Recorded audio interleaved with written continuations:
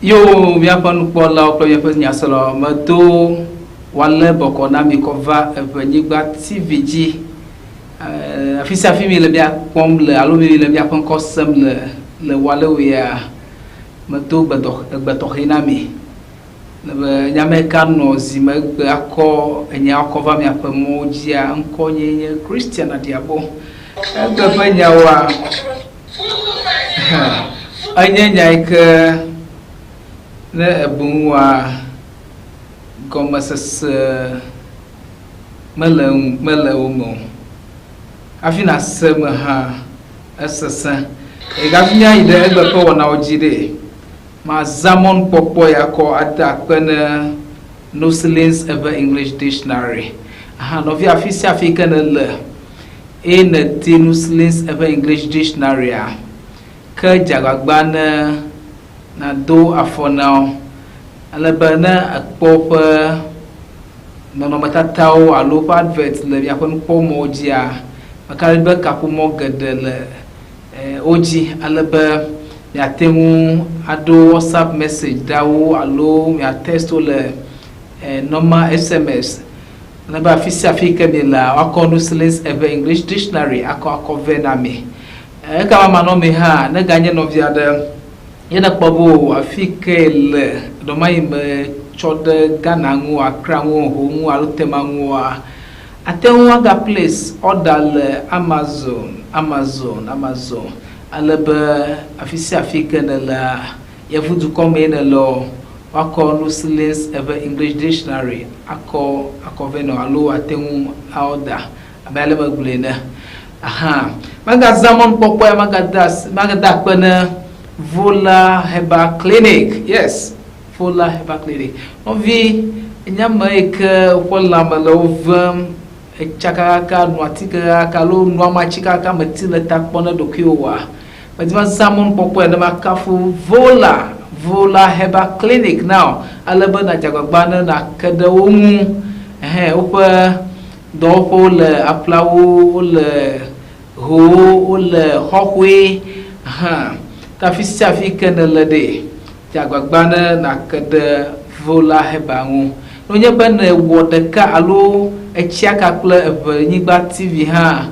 kahama atemu akada Vola tongu nana maka na echiaka kula nyigba TV ha afisi afika na le ataka da Nuslins Ever English Dictionary ngu ta akpa novi akpa yo agba po na wa majagoma plan nyanyua daika Minister for Foreign Affairs Honorable Samuel Kujato cover tada Ghana vio ban kuma ba fifia na enye no viada ebe ya wo passport mo sogban fifia majeba na be vale efahene connection man adaka afi opasinaka of passport o aha lo pe mo sogban o ela ba via owe kokle ha ga kana unto madi nwina dokio yebo emati ogo kahama ya di connection to hama unto gbo nyae ta via owe kokle ba gavi na di mo sogban lo passport kahama atengu apply le online na di gbede kakra pwe na di nkaka to kra pwe consider the kakra pwe aha tamanya ifia ale gano jivaya ifia odidi ale no jivu aba million de ka ewo million de ka andre pla afa ifia odidi cover million am ton aha pla afa na ma olema ifia baga hia alo jebe untonaga adovu cho afika na lebe ina de gentu malo ina de ho abakwio kama o koklebe Korea service alo moto to alo mokula alo